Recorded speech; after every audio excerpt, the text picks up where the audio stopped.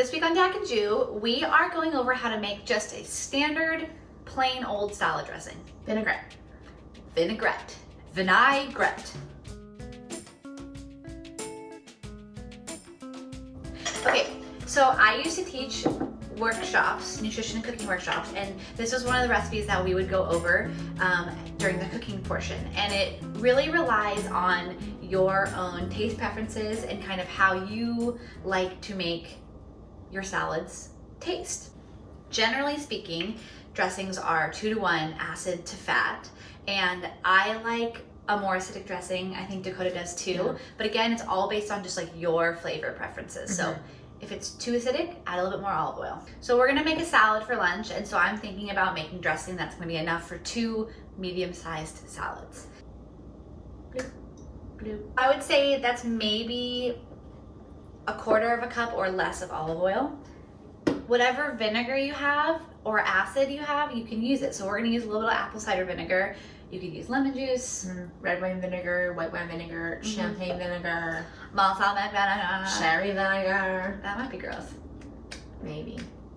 Sherry vinegar is weird to me. What do you use it for? I don't. Okay, so I'm just gonna do. This is imperfect science. Okay, so acid, fat.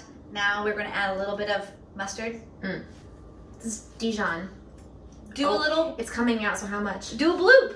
Okay. This is one of those things where if you mess it up, you end up just with like so much salad dressing because you just keep adding and then you keep adding and then it's all of a sudden like. But the best part about that is you can put it in a jar and have it in the fridge. Forever.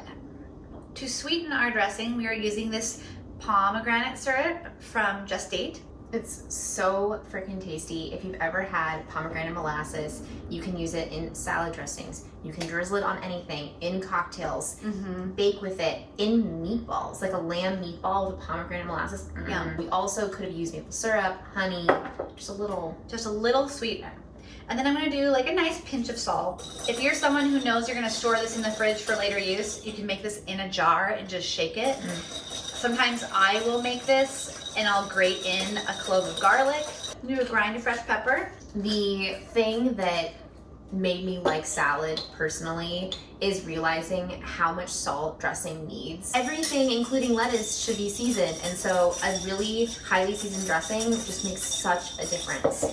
And what I always used to tell people who were taking my class was that you have to remember that when you're putting a dressing on a salad, you want the dressing to taste really concentrated. Like, right. You're not eating spoonfuls of this on its own, but once it's over this like really crunchy, moisture-filled salad, you're gonna have a lot of water content. So you want something that's really intense to balance that out. Oil and water obviously don't intermingle, and you want this dressing to cling to whatever green you're tossing it with.